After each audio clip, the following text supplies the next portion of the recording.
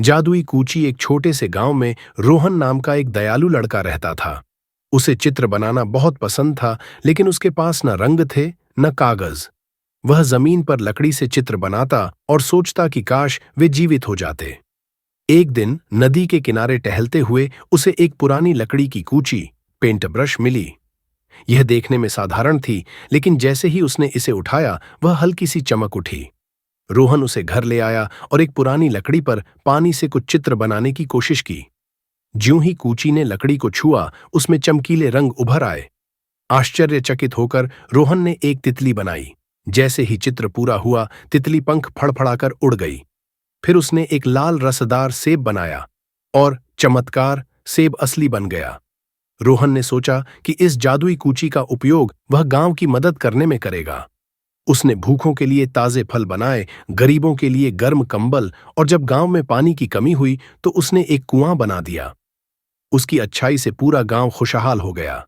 लेकिन एक दिन गांव में एक लालची व्यापारी भैरव आया। उसने सुना कि रोहन के पास एक जादुई कूची है जिससे वह असली चीजें बना सकता है। उसकी आंखों में लालच चमकने लगी। उसने सोचा, अगर यह कूची मेरे पास आ जाए तो मैं सोना, महल और ढेर सारा धन बना सकता हूं। भैरव ने रोहन के पास जाकर मीठी मीठी बातें की। बेटा, यह कूची बहुत कीमती है, इसे बेकार चीजों पर खर्च मत करो। अगर तुम मेरे लिए सोने के सिक्के और महल बना दो तो मैं तुम्हें बहुत इनाम दूंगा।